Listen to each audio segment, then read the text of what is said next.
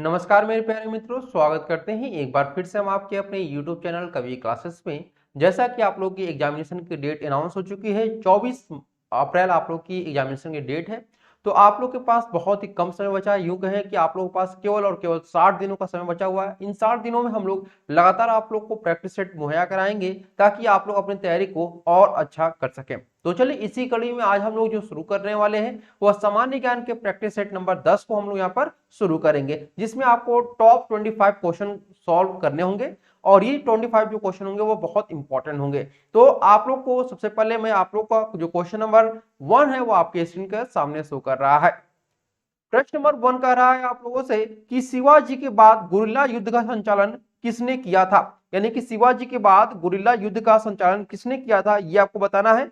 4 option दिए गए हैं, बालाजी बाजीराव ने, बालाजी विश्वनाथ ने, या फिर बाजीराव प्रथम ने, या फिर उपरोक्त में से सभी। इसमें से कौन सा ऐसा ऑप्शन है जो आपका सही है। तो अगर हम बात करते हैं यहाँ पे जो सही आंसर होगा ऑप्शन नंबर सी। जी हाँ, बाजीराव प्रथम ने शिवाजी के बाद गुरिल्ला युद्ध का संचालन किया था। ठीक है, और अगर हम बात करते हैं कि बाजीराव प्रथम जो थे वह हिंदू पद की नीति इन्होंने अपनाई थी। किसकी नीति अपनाई थी? हिंदू पद की इन्होंने नीति अपनाई थी। ठीक है, हिंदू पद को एक और नाम से जानते हैं जिसको हम लोग शाही नीति भी कहते हैं। ठीक है, क्या कहते हैं? शाही नीति के नाम से भी जाना जाता है। तो बाजीराव प्रथम ने शिवाजी के बाद गुरिल्ला युद्ध का संचालन किया था और इन्होंने कौन सी नीति के तहत किया था? तो हिंदू पद या फिर हम लोग कह सकते हैं शाही नीति के द्वारा। प्रश्न नंबर 2 दिया हुआ है आप लोग का कि 1665 में पुरंदर की संधि शिवाजी और किसके मध्य हुई थी? मान सिंह के बीच में, टोडरमल के बीच में, जयसिंह के बीच में, या फिर शाहिस्ता खान के बीच में। तो 1665 की जो आपकी पुरंदर की संधि हुई थी वह आपकी हुई थी 22 जून 1665। 22 जून 1665 में यह आप लोग की संधि हुई थी। किसकी? पुरंदर की संधि। और अगर हम बात करते किसके मध्य हुई थी तो यह आपका शिवाजी और जयसिंह के बीच में आपकी यह संधि की गई थी। ठीक है, अगर बात करते हैं कि यह जयसिंह जो थे वह कहां के राजा थे तो यह आपके कछवाहा के राजा थे। ठीक है, कहां के? कछवाहा के ये राजा थे और इन्हीं के बीच में आप लोग की संधि की गई थी पुरंदर की। प्रश्न नंबर 3 देखिए दिया हुआ है, शिवाजी के राज्यकाल में कौन वित्त विभाग का प्रमुख था? ठीक है, वित्त विभाग का प्रमुख किसके शासनकाल के बारे में पूछ रहा है? शिवाजी के राज्यकाल के बारे में। 4 ऑप्शन अमात्य कहते थे उनको, यानी कि शिवाजी के जो काल था उसमें जो वित्त विभाग के प्रमुख होते थे उनको क्या कहते थे? अमात्य, सचिव, मंत्री, या फिर हम लोग सुमंत। तो सही आंसर हो जाएगा आपका ऑप्शन नंबर ए, यानी हम लोग उनको अमात्य के नाम से जानते हैं। ठीक है, यानी उस समय की जो शिवाजी के समय के जो अष्ट प्रधान में से एक वित्त विभाग भी देखने वाला पद था जिसे अमात्य कहा जाता था। ठीक है, वर्तमान समय में अगर हम देखें तो इसे हम लोग वित्त मंत्री के नाम से हम लोग जान सकते हैं। अमात्य को हम लोग वर्तमान समय में वित्त मंत्री भी कह सकते हैं। ठीक है, वित्त मंत्री। अब आते हैं प्रश्न नंबर हम लोग 4 पे। देखिए प्रश्न नंबर 4 कर रहा है आप लोगों से यहाँ पर कि पेशवा वंश की स्थापना की, पेशवा वंश की स्थापना किसके द्वारा की गई है ये आपको बताना है। शिवाजी के द्वारा, बालाजी द्वितीय के द्वारा, बालाजी विश्वनाथ के द्वारा, या फिर बालाजी बाजीराव के द्वारा।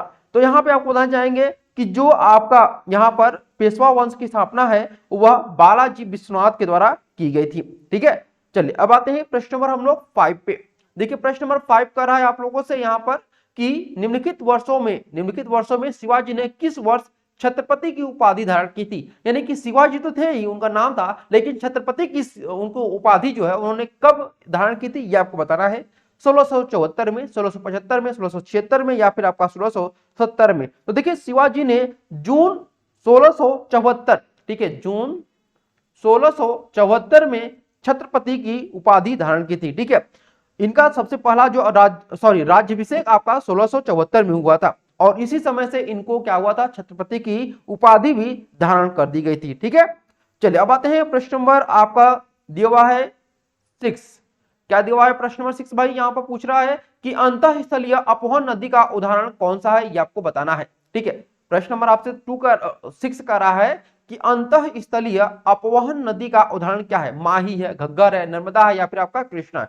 सभी लोग कमेंट करते रहे, इसका आंसर जल्दी से बताएं। तो इसका सही आंसर होगा बी, यानी कि घग्गर इसका सबसे सटीक उदाहरण हम देखने को मिलता है। उसी प्रकार से हम लोग आते हैं प्रश्न नंबर 7 पे। दिया हुआ है आप लोग का यहाँ पर कि वर्ष 2008 में बिहार की कौन सी नदी ने अपना मार्ग परिवर्तित किया? और आपदा की स्थिति जो है आपकी बिहार में उत्पन्न हो गई थी। वह कौन सी नदी थी? गंगा, गंडक, कोसी या फिर आपका घाघर। तो यहां पर सही आंसर होगा सी। कोसी ने अपना मार्ग जो है वह उसने परिवर्तित कर लिया था, जिसके कारण बाढ़ आ गया था। और इसे जो आपका कोसी नदी है, इसी को बिहार का शोक भी कहते हैं। ठीक है, इसी को बिहार का शोक, अगर आपसे प्रश्न पूछे कि बिहार का शोक किस नदी को कहते हैं, तो कोसी नदी को बिहार का शोक कहा जाता है। ठीक है, चलिए अब आते हैं प्रश्न नंबर हम लोग 8 पे। देखिए प्रश्न नंबर 8 बोल रहा है आप लोगों से कि निम्न नदियों में से सबसे अधिक नदी पथ परिवर्तन, यानी कि जो कि आपका मैक्सिमम अपना जो बहाव का रास्ता है उसे बदलती है, वह कौन सी नदी है? सोन नदी, गंडक नदी, कोसी नदी या फिर आपका गंगा नदी। तो यहां पे सबसे सही आंसर होगा आपका ऑप्शन नंबर सी, कोसी नदी। कोसी नदी ने सबसे पहले 2008 में आपका अपना जो मार्ग वह आपका बदल दिया था, जिसके कारण से बिहार में बाढ़ की स्थिति उत्पन्न हो गई थी। ठीक है, अब आते हैं प्रश्न नंबर 9। दिया हुआ है आप लोगों का कि यहां पर खारी नदी जिस अपवाह तंत्र का अंग है वह क्या है? खारी नदी जो है जिस अपवाह तंत्र का अंग है उस अपवाह तंत्र को क्या कहते हैं? अरब सागरीय, आंतरिक अपवाह, अनिश्चित अपवाह या फिर बंगाल की खाड़ी। तो यहां पे सही आंसर होगा आपका ऑप्शन नंबर डी, बंगाल की खाड़ी। अगर हम यहाँ पे बात करते हैं खारी नदी के बारे में, तो यह किसकी सहायक नदी है? तो यहाँ पे अगर प्रश्न पूछे कि खारी नदी किसकी सहायक नदी है भाई, तो यह आपकी चंबल की सहायक नदी है। ठीक है, चंबल नदी की यह सहायक नदी है। ठीक है, क्या है आपकी? सहायक नदी। ये आप लोग ध्यान रखिए, कई बार आप लोगों से प्रश्न पूछता भी है कि बताइए कि फलाना नदी किसकी सहायक नदी है। ठीक है, चलिए अब आते हैं प्रश्न नंबर हम लोग 10 पे। दिया हुआ है निम्न में से कौन सी नदी का स्रोत हिमनदों में नहीं है? ऐसी कौन सी नदी है जिसका स्रोत जो है वो हिमनदों में नहीं है? यमुना, अलकनंदा, कोसी या फिर आपका मंदाकिनी। तो प्रश्न नंबर 10 का सही आंसर होगा सी, यानी कोसी नदी का जो स्रोत है वह हिमनदों में हमें देखने को नहीं मिलता है। प्रश्न नंबर आपका 11 दिया हुआ है, त्रिवेणी नहर में किस नदी से पानी आता है? त्रिवेणी नहर जो है आपका, उसमें किस नदी से पानी आता है? सोन नदी से, कोसी नदी से, गंडक नदी से या फिर आपका मयूराक्षी नदी से। तो सही आंसर होगा आपका सी, गंडक नदी से यह इसका पानी आता है। ठीक है, त्रिवेणी नहर का जो निर्माण है, यह ध्यान रखिएगा कि त्रिवेणी नहर में जो आपका पानी आता है, में जो आपका पानी आता है वह किस नदी से आता है? तो वह आपका गंडक नदी से आता है। ठीक है, चलिए अब आते हैं प्रश्न नंबर आपका 12। यह है प्रश्न नंबर 12 की भारत में पहली बार लोक सेवा आयोग की स्थापना किस अधिनियम के तहत हुई थी? भारत में पहली बार जो लोक सेवा आयोग की स्थापना है वह किस अधिनियम के तहत हुई थी? Indian council act 1892, council act 1909, government of India act 1919, government of India act 1935। तो यहां पे सही आंसर होगा आपका ऑप्शन नंबर सी, यानी कि गवर्नमेंट ऑफ इंडिया एक्ट 1919 के द्वारा भारत में पहली बार लोक सेवा आयोग की स्थापना की गई थी। लोक सेवा आयोग यानी कि जो आपका यूपीएससी का एग्जामिनेशन कंडक्ट कराती है, उस संस्था की स्थापना गवर्नमेंट ऑफ इंडिया एक्ट 1919 के द्वारा की गई थी। उसी प्रकार से प्रश्न नंबर 13 देखते हैं, उत्तर प्रदेश लोक सेवा आयोग के व्यय किस निधि पर भारित होते हैं? उत्तर प्रदेश लोक सेवा जो कि आपका यूपी पीएससी के नाम से हम लोग इसको जानते हैं। तो यूपीपीएससी जो आपका है, इसका जो व्यय है वह किस निधि के द्वारा दिया जाता है? भारत की संचित निधि के द्वारा, या फिर राज्य की संचित निधि के द्वारा, या फिर फीस द्वारा, इसके स्वयं के एकत्र निधि पर, या फिर आकस्मिक निधि पर। तो यहां पे सही आंसर होगा आपका बी, यानी कि राज्य की संचित निधि पर यह आपका आश्रित होता है या फिर भारित होता है। प्रश्न नंबर 14 दिया है, यूनियन पब्लिक सर्विस कमीशन यानी आपका यूपीएससी, ठीक है, यूपीएससी की पहली महिला अध्यक्ष का क्या नाम था? शीला दीक्षित, रोज मैथ्यू, वीणा मजूमदार या फिर मार्गरेट अल्वा। प्रश्न नंबर आपका 14 का आंसर क्या हो जाएगा, ये आपको बताना है। तो सही आंसर होगा आपका ऑप्शन नंबर बी, यानी कि रोज मैथ्यू जो थी वह यूनियन पब्लिक सर्विस कमीशन यानी यूपीएससी की पहली महिला अध्यक्ष थी। ठीक है, अब यहां पे मैं आप लोगों से प्रश्न पूछता हूं, बताइए कि यूपीएससी के वर्तमान अध्यक्ष कौन है? वर्तमान जो अध्यक्ष है वह कौन है, ये आपको बताना है कमेंट करके। ठीक है, चलिए अब आते हैं प्रश्न नंबर आपका 15 दिया है, भारत के संघ लोक सेवा आयोग के लिए निम्न में से कौन सा सही है? भारत के संघ लोक सेवा आयोग यानी आपका यूपीएससी के लिए कौन सा जो कथन है वह आपका सही है? यह राज्य लोक सेवा आयोग की निरीक्षण करता है, इसका राज्य लोक सेवा आयोग से कोई लेना देना नहीं है, इसके सारे सदस्य राज्य लोक सेवा आयोग के लिए जाते हैं, यह राज्य लोक सेवा आयोग को वार्षिक दिशा निर्देश भेजता है। तो यहाँ पे जो सही आंसर होगा ऑप्शन नंबर बी, यानी इसका राज्य लोक सेवा आयोग से कोई भी लेना देना नहीं है। इसके बाद आते हैं प्रश्न नंबर आपका 16, दिया संविधान की किस अनुच्छेद के, संविधान का ऐसा कौन सा अनुच्छेद है जिसके अंतर्गत लोक सेवा आयोग के सदस्य को हटाया जा सकता है? 315 अनुच्छेद, 316 अनुच्छेद, 317 अनुच्छेद या फिर 318 अनुच्छेद? तो यह सही आंसर होगा आपका ऑप्शन नंबर सी, 317 अनुच्छेद के तहत लोक सेवा आयोग के जो सदस्य हैं उनको हटाया जा सकता है। प्रश्न नंबर 17 देखिए दिया हुआ है, राज्य लोक सेवा आयोग के सदस्यों की नियुक्ति किसके द्वारा की जाती है? यानी कि जो आपका जो स्टेट यूपीएससी होता है, ठीक है, स्टेट यूपीएससी होता है, जैसे अगर यूपी की बात करते हैं तो यूपी पीएससी, ठीक है, यूपी पीएससी। तो यहां पर यूपी पीएससी की जो सदस्य की नियुक्ति है वो कौन करेगा? और उत्तर प्रदेश में राष्ट्रपति, राज्यपाल, अध्यक्ष संघ लोक सेवा आयोग का, अध्यक्ष राज्य लोक सेवा आयोग का। तो प्रश्न नंबर 17 का जो सही आंसर होगा वह क्या हो जाएगा? जी हाँ, बिल्कुल यहाँ पर सही आंसर होगा आपका ऑप्शन नंबर यहाँ पर डी, यानी कि आपका अध्यक्ष, राज्य लोक सेवा आयोग के जो अध्यक्ष होंगे वही उनके सदस्यों की नियुक्ति करेंगे। ठीक है, अब आते हैं हम लोग प्रश्न नंबर आपका 18, दिया है यहाँ पर कि एक नाभिक में प्रोटॉन और न्यूट्रॉन को बांधने वाले बल को क्या कहते हैं? दिया है एक नाभिक में प्रोटॉन और न्यूट्रॉन को बांधने वाले बल को हम लोग क्या कहते हैं भाई? विद्युत चुंबकीय बल कहते हैं, या फिर आपका दुर्बल नाभिकीय बल कहते हैं, या फिर गुरुत्वाकर्षण बल, या फिर प्रबल नाभिकीय दल। तो यहाँ पे सही आंसर होगा आपका डी, प्रबल नाभिकीय बल यहाँ पर सही आंसर होगा। देखिए परमाणु का जो नाभिक, परमाणु के नाभिक में स्थित प्रोटॉन और न्यूट्रॉन को बांधने वाले बल को हम लोग क्या बोलते हैं? प्रबल नाभिकीय बल के नाम से हम लोग इसको जानते हैं।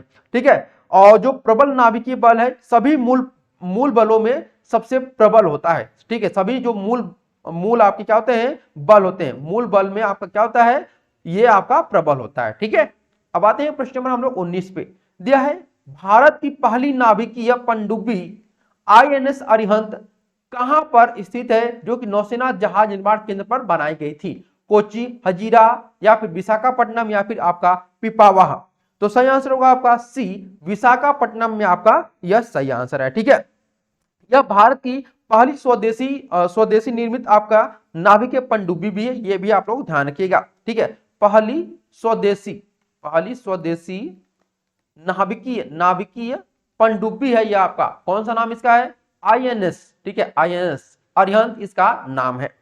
अब आते हैं प्रश्न नंबर आपका दिया हुआ है 20, यह है कि परमाणु बम बनाने के लिए सामान्यतः निम्नलिखित में से किस तत्व का उपयोग किया जाता है? परमाणु बम बनाने के लिए सामान्यतः किस तत्व का उपयोग करते हैं हम लोग? हीलियम का, रेडियम का, यूरेनियम का, या फिर आपका एक्टिनियम का?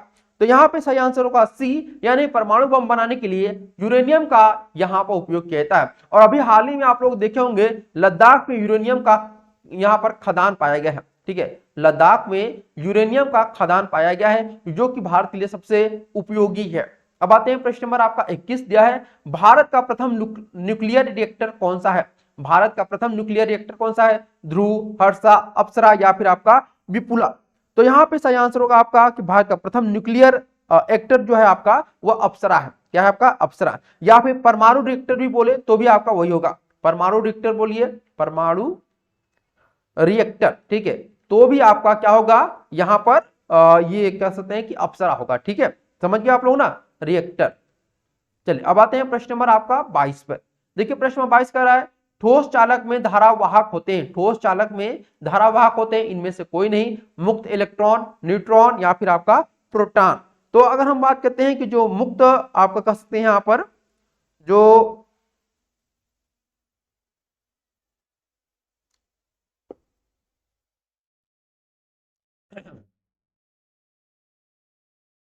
देखिए प्रश्न नंबर 22 कह रहा है आप लोगों से कि ठोस चालक में धारावाहक होते हैं इनमें से कोई नहीं, मुक्त इलेक्ट्रॉन, न्यूट्रॉन, प्रोटॉन? तो सही आंसर होगा आपका ऑप्शन नंबर बी, यानी कि मुक्त इलेक्ट्रॉन यहां पर सही आंसर होगा। ठीक है, चलिए अब आते हैं प्रश्न नंबर 23 पर। दिया है बिजली का प्रवाह सर्किट में कब होता है? इसमें से कोई वोल्टेज नहीं होता है, स्विच बंद या चालू होने पर, स्विच बंद होने पर, या फिर स्विच चालू होने पर? तो सही आंसर होगा आपका सी, स्विच बंद होने पर बिजली का प्रवाह सर्किट में होता है। ठीक है, स्विच बंद होने पर ही बिजली का प्रवाह जो होगा वह सर्किट में होता है, ये आप लोग ध्यान रखिएगा। ठीक है, देखिए एक स्विच की दो अवस्थाएं होती हैं, एक जो स्विच होता है आपका इसकी दो अवस्थाएं होती हैं, ये यहाँ पर मैं आप लोगों को क्लियर करता चलूं। पहली होती है आपकी ऑन और दूसरी जो होती है आपकी ऑफ। ठीक है, यानी इसको हम लोग कह सकते हैं ओपन और आपका क्लोज। तो इस प्रकार से जब यह आपका बंद होगा तभी बिजली का प्रवाह पूरे सर्किट में होता है। अब आते हैं प्रश्न नंबर आपका 24। निम्नलिखित में से कौन सा पदार्थ बिजली का कुचालक है परंतु ताप का सुचालक है, ये आपको बताना है। तो देखिए अगर हम उस पदार्थ का नाम बताएं आप लोगों को कि निम्नलिखित में से कौन सा पदार्थ जो कि कुचालक भी है, यानी बिजली कुचालक है लेकिन ताप का सुचालक है, तो वो आपका अभ्रक होगा। ठीक है, अभ्रक एक महत्वपूर्ण गैर धात्विक खनिज होता है। ये क्या होता है आपका गैर धात्विक खनिज होता है। ठीक है, धात्विक खनिज होता है, इसीलिए यह आपका क्या होता है बिजली का कुचालक होता है और ताप का सुचालक होता है। और प्रश्न नंबर 25 देखिए दिया हुआ है, कौन सी धातु ताप का अच्छा सुचालक है परंतु बिजली का बहुत बुरा सुचालक है। ठीक है, तो यहां पे सही आंसर होगा आपका ऑप्शन नंबर बी, अभ्रक यहां पर सही आंसर होगा। क्या हो जाएगा अभ्रक, वही प्रश्न आपका दोबारा पूछा गया। तो इस प्रकार से हम लोगों ने कुल 25 प्रश्नों को आज इस सेशन में हम लोगों ने हल किया। अगले सेशन में इसी प्रकार के प्रश्न आप लोगों के सामने लाया जाएगा ताकि आप लोग अपनी तैयारी को और भी अच्छा कर सकें। तो आज के लिए इतना ही, फिर मिलते हैं अगले सेशन में आप लोगों से। तब तक के लिए शुक्रिया, धन्यवाद और लाइक शेयर सब्सक्राइब करना ना भूलिएगा। Thank you so much everyone, thank you.